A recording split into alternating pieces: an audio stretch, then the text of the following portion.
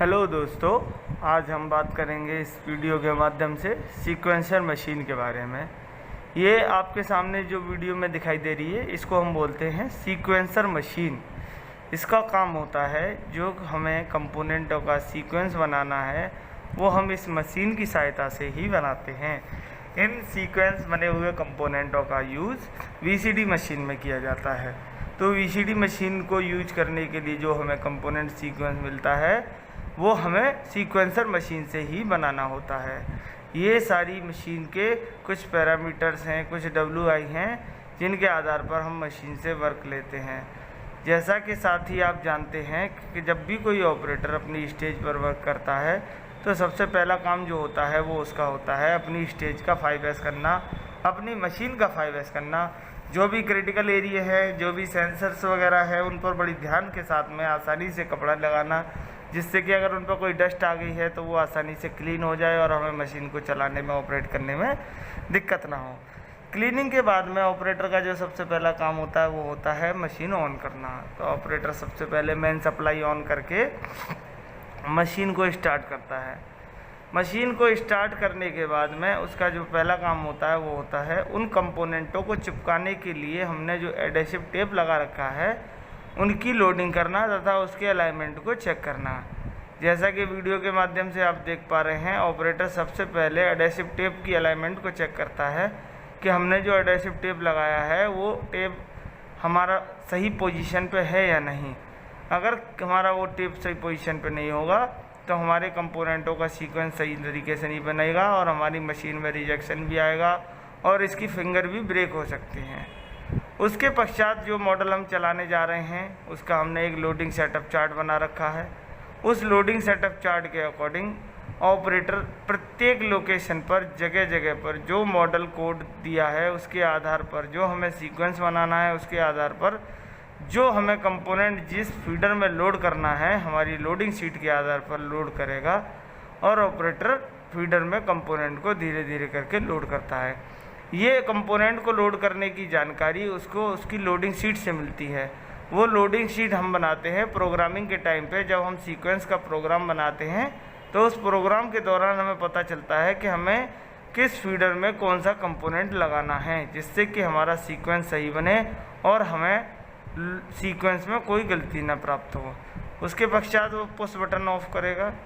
Push button of करने के बाद में मशीन का सॉफ्टवेयर के थ्रू उसमें प्रोग्राम को ट्रांसमिट करेगा। ये देखिए, उसने केबल इंसर्ट कर दिया। ये कम्युनिकेशन हो गया मशीन का सिस्टम के साथ में, क्योंकि हमारा प्रोग्राम डॉस बेस्ड सिस्टम पे काम करती है ये मशीन। तो हमारे इस सिस्टम में प्रोग्राम बना हुआ है। प्रोग्राम को ट्रांसमिट करेंगे सिस्टम के द्वारा, और सिस्टम के द्वारा प्रोग्राम ट्रांसमिट करने के बाद हम उसमें ये सेट करेंगे कि हमें कितने सीक्वेंस बनाने हैं, हमें एक ही सीक्वेंस के कितने पीस बनाने हैं, रिपीटेड टू रिपीटेड। तो वो चीज़ सेट करने के बाद में प्रोग्राम को मशीन में ट्रांसमिट कर देंगे। जैसे ही प्रोग्राम मशीन में ट्रांसमिट हो जाएगा, उसके बाद में जो ऑपरेटर का नेक्स्ट स्टेप रहता है वो होता है अपनी लोडिंग को वेरीफाई करना। मतलब जो उसने लोडिंग करी है, जो उसके चार्ट के अकॉर्डिंग लोडिंग है, किस लोकेशन पे कौन सा कंपोनेंट लोड होगा, उसका मेक क्या है, उसका LN कोड क्या है, ये सारी चीज़ें वो चेक करेगा। जैसा कि आप वीडियो में देख रहे हैं, ऑपरेटर ने सबसे पहले लोडिंग शीट पे ध्यान दिया।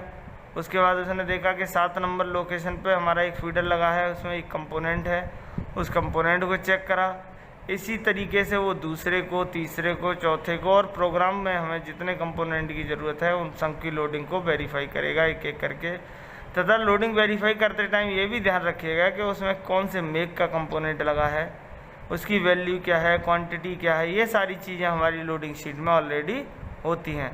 लोडिंग शीट के माध्यम से वो सब चीज़ को वेरीफाई कर सकता है। जैसा कि आप इसमें देख रहे हैं, ऑपरेटर लोडिंग शीट के थ्रू अपना मेक है, ये सारी चीज़ें वेरीफाई करेगा एक एक करके, जो भी हमने लोकेशन उसमें डिफाइन कर रखी हैं वो सब। उसके बाद सीक्वेंस को अनेबल करेगा। सीक्वेंस अनेबल करने के बाद सिंगल स्टेप में मशीन को चला के देखे। ये देखिए, ये मशीन को सिंगल स्टेप में चला के देख रहा है कि स्टार्टिंग में 2-4 कंपोनेंटों को आगे बढ़ाने में मशीन को कोई दिक्कत तो नहीं आ रही। जैसे ही ये इस काम हमारा पूर्ण हो जाएगा तो हम ग्रीन बटन को प्रेस करके मशीन को कंटिन्यू स्टार्ट कर देंगे। ये हमारी अब मशीन कंटिन्यू स्टार्ट हो गई है।